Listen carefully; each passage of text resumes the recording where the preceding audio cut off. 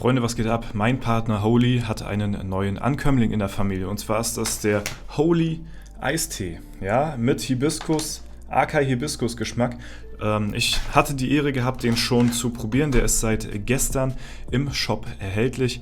Alle Links dazu findet ihr wie immer unten in der Videobeschreibung. Und ich kann nur sagen, der schmeckt auf jeden Fall sehr, sehr köstlich und hebt sich natürlich mal wieder von einem 0815 Eistee ab. Da hier natürlich auch mal wieder kein Bullshit drin ist, keine künstlichen Zusatzstoffe oder Aromen. Im Gegenteil, hier sind sogar noch wertvolle, ich weiß nicht, ob man es hier erkennt, Antioxidantien drin, was natürlich auch ziemlich nice ist und natürlich damit auch deutlich gesünder ist als der Durchschnittseistee.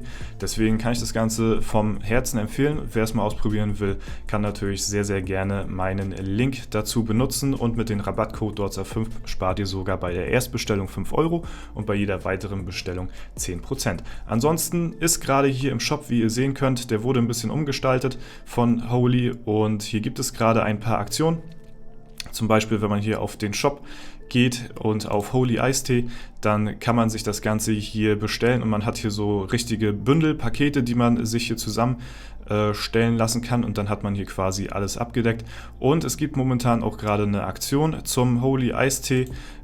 Gibt es ab einem Bestellwert von 99 Euro auch noch diese Holy Glasflasche mit dazu und das ist natürlich ganz nice. Ansonsten empfehle ich euch nach wie vor immer hier dieses Probierpaket, falls ihr neu sein solltet und das noch gar nicht probiert habt, dann könnt ihr das auf jeden Fall mal ausprobieren, dann habt ihr hier fast alle Sorten mit dabei und mit dem Code DORZA5 spart ihr da auch nochmal 5 Euro, das sind dann 15 Euro, die ihr hier bezahlt, das kann man auf jeden Fall mal machen und deswegen wünsche ich euch da auf jeden Fall viel Spaß dabei, testet das Probierpaket aus, testet den neuen Eistee aus, der ist echt nice, falls ihr was ohne Koffein mal haben wollt, ist das sehr, sehr gut und jetzt wünsche ich euch viel Spaß beim Video.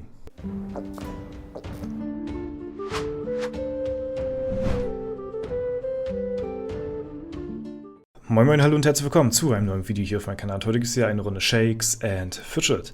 Bevor wir mit den traurigen Neuigkeiten beginnen, wollte ich nur noch mal darauf hinweisen, dass morgen am Freitag um 18 Uhr ein Livestream startet. Wer es gestern noch nicht gehört haben sollte, um 18 Uhr geht's los mit Shakes and Fidget. Danach geht's rein in Sea of Thieves mit dem guten Sergio und noch 3 weiteren Dudes, die auch schon öfter zu sehen waren im Stream von Sea of Thieves. Würde mich auf jeden Fall sehr freuen, wenn ihr da auch einschalten würdet. Macht eine Menge Spaß auf jeden Fall. Und ich sehe gerade, wer hat mich denn hier schon wieder runtergefarmt, Alter? Das geht ja wohl gar nicht, ja? Na gut, dann habe ich auf jeden Fall meine nächsten Arena-Kämpfe, ist auf jeden Fall ziemlich leicht, das ist auf jeden Fall auch gut, Dankeschön an der Stelle, ja, genau, ja, also da auf jeden Fall einschalten, 18 Uhr morgen geht's los, freue ich mich sehr drauf, wird ein XXL-Stream wieder, also der wird bestimmt 10 Stunden plus werden, deswegen, freut mich, wenn ihr dabei seid. Gut, ja, ansonsten kommen wir jetzt zu den weniger erfreulichen News und zwar, ja, vielleicht haben die einen oder anderen es schon gehört, vielleicht haben die einen oder anderen es auch schon geahnt. Es hat sich die letzten Tage, Wochen, Monate schon ein bisschen drauf abgespielt. Es hat sich schon ein bisschen rauskristallisiert, dass das langsam, aber sicher kommen wird. Und zwar, wenn wir jetzt mal hier in die Holzfällerhütte schauen und mal so gucken in die Offiziersränge, dann sehen wir da, dass da jemand fehlt. Und zwar ist das der blauhaarige Asiate. Ja, der Paul Terra ist nicht mehr in der Holzfällerhütte. Und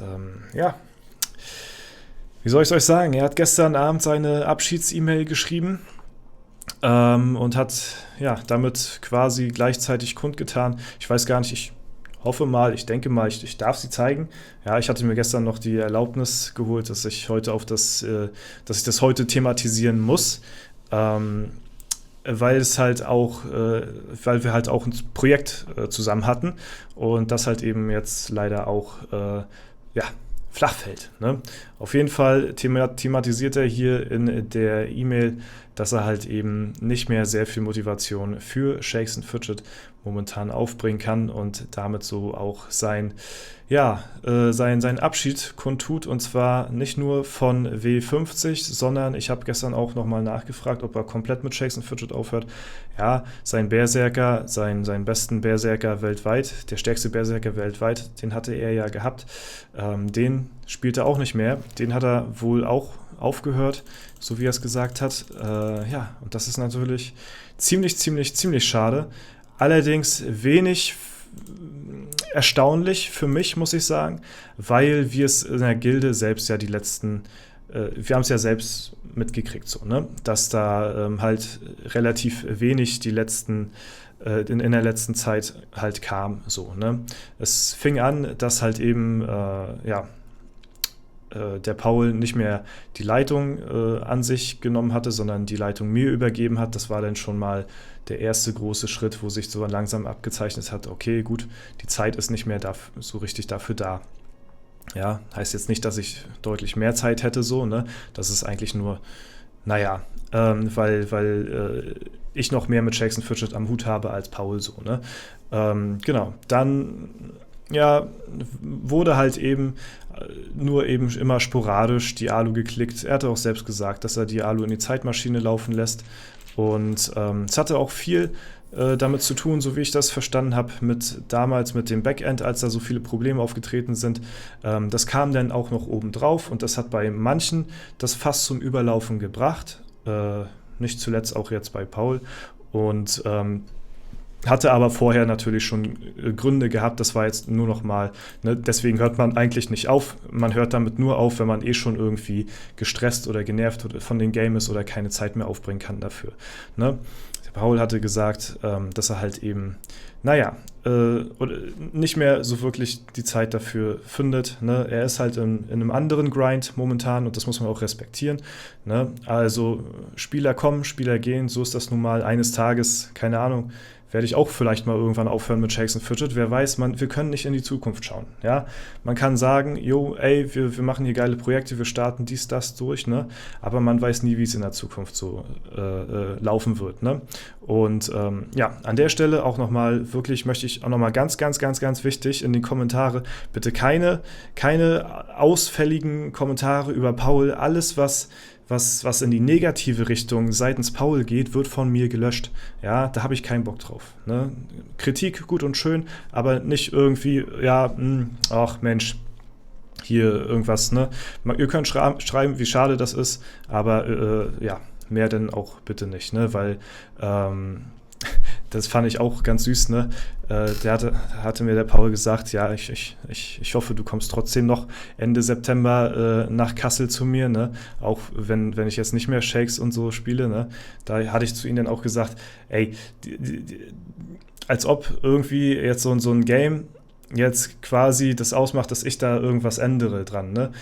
Paul und ich haben uns zwar durch Shakes and Fidget kennengelernt, so, und haben auch lange Zeit zusammen viel zu tun gehabt, solange halt eben auch viel mit Shakes zu tun hatte, ne? Das ist halt eben das Ding. Leute, die mit Shakes zu tun haben, die haben halt vielleicht auch mehr mit mir zu tun, als wenn sie halt in einem anderen Genre sind. Das ist ganz normal. So. Und daraus hatte sich aber dann halt eben ein bisschen mehr entwickelt, als eben nur so eine Internetfreundschaft, so, ne? Wir haben uns 1-2 Mal im Real Life gesehen.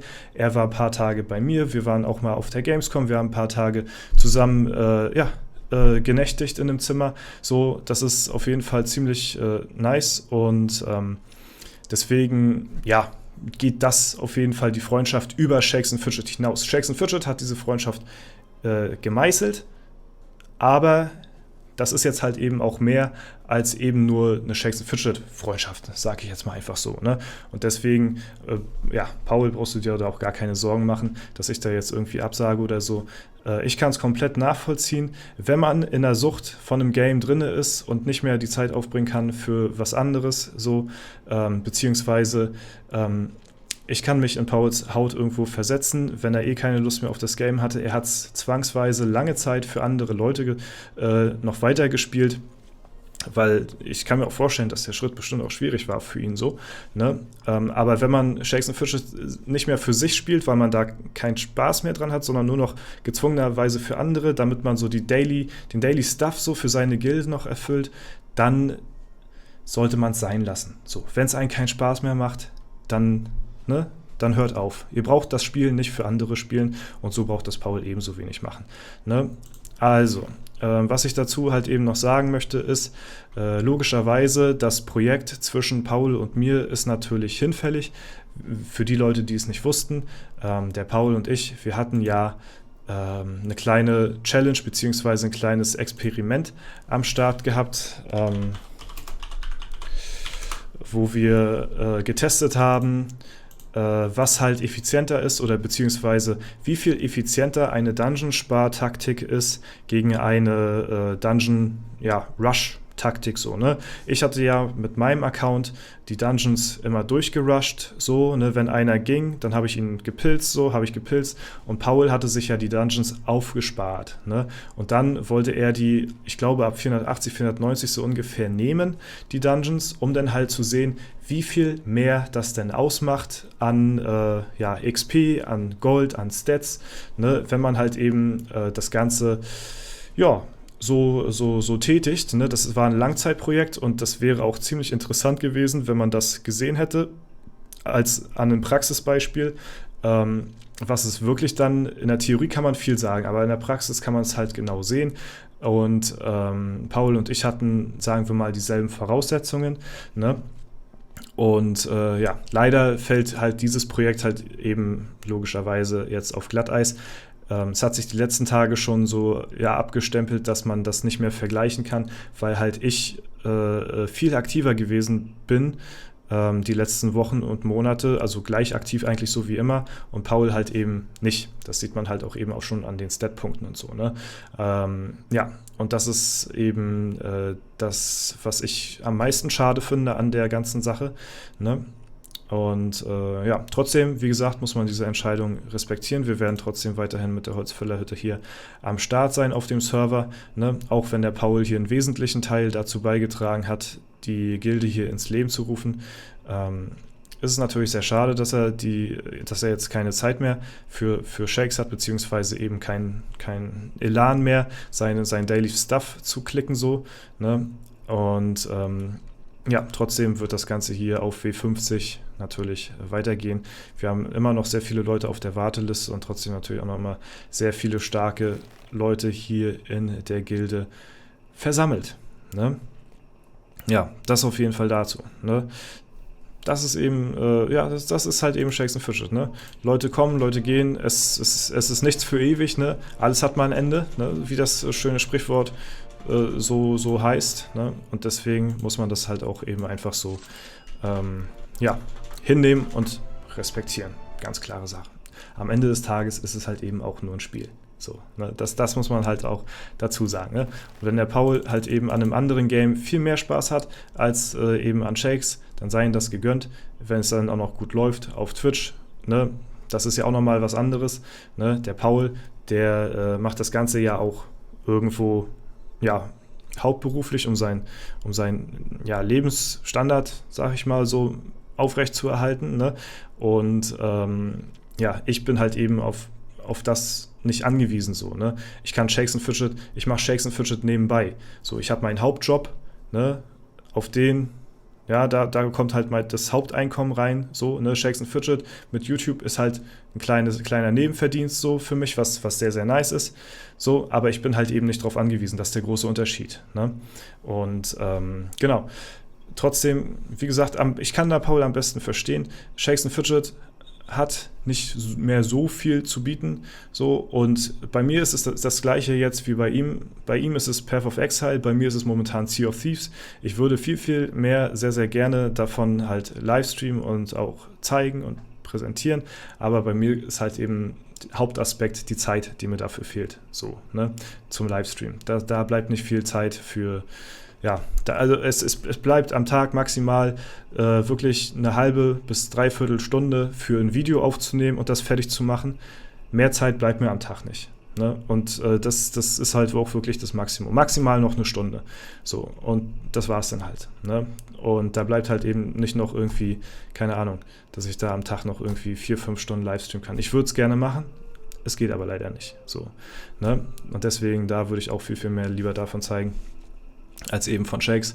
Aber Shakes ist halt eben in meinem Tagesablauf so gut integriert, sag ich mal, dass da immer noch ein freier Spot jeden Tag da ist, wo ich halt eben die Zeit nutze, um halt eben Video hochzuladen. Und genau, das geht halt mit einem anderen Spiel eher weniger, deswegen eignet sich da eigentlich Shakes and Fidget sehr perfekt für mich. Und genau, wenn ich auch, sag ich mal, meinen Hauptberuf nicht hätte, sondern das eben mein Hauptberuf wäre, dann würde ich definitiv wahrscheinlich auch mehr Fulltime streamen, sag ich mal. Und das halt eben Shakes, neben Shakes noch halt eben andere Games zeigen und da halt eben wahrscheinlich deutlich mehr reingrinden als in Shakes selbst. So, ne? Genau, und dann kann man sich natürlich auch in diesen Spielen sehr viel schneller und sehr viel mehr verlieren, ne? Als wenn man halt eben nicht dafür die Zeit hat. Gut, Leute, aber das soll soweit gewesen sein.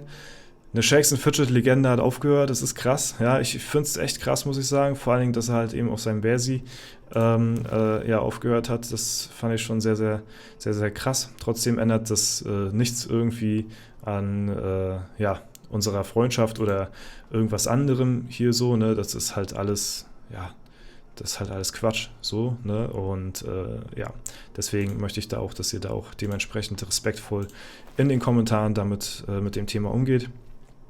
Und das soll es soweit gewesen sein. Wenn es euch gefallen hat, lasst gerne eine Bewertung, Kommentar dazu da. Würde mich auf jeden Fall sehr freuen. Ansonsten wünsche ich euch noch einen super schönen Tag. Vielen lieben Dank fürs Zuschauen. Haut rein und bis zum nächsten Mal.